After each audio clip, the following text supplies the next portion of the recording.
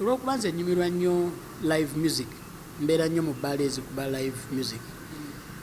Tewaliiwo bandi ekuba n'etakuba music wa good life.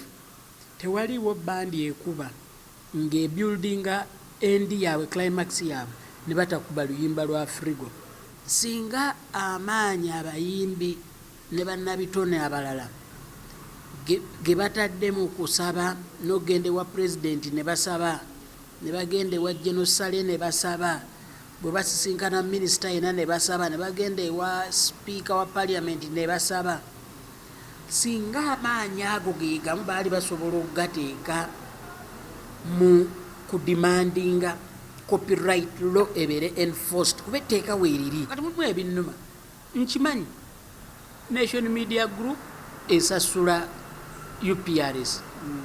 Naye ne ssente Nation Media Group zesasula kati zibulira muli kubanga tetuweza TV 10 era ssente bwe zigenda zigwera mu misaala gya UPRS.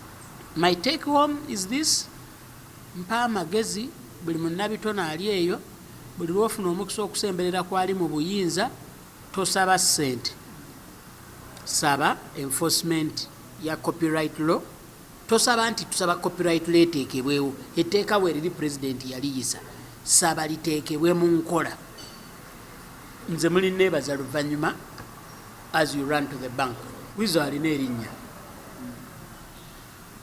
alina ebimu ku birungo ebyetaagisa mu kukivula okukola obulungi. Talinaawo luyimba lupya, but n'ennyimba zaabwe ze baakola ne radio nyingi weeziri. Success y'ekivulu ekyo bwe kibanga genuinely kigenda kubaayo, egenda kurirayinga ku promote engeri gyagenda okkirangamu.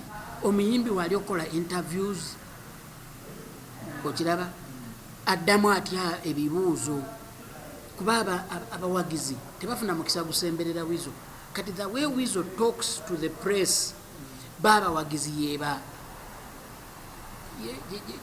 yeba wa yardstick kasita bafuna kalika bambi wama munne yamuluma nnyo ako kokakamala naye sika tebaka fakinga akaba genuine.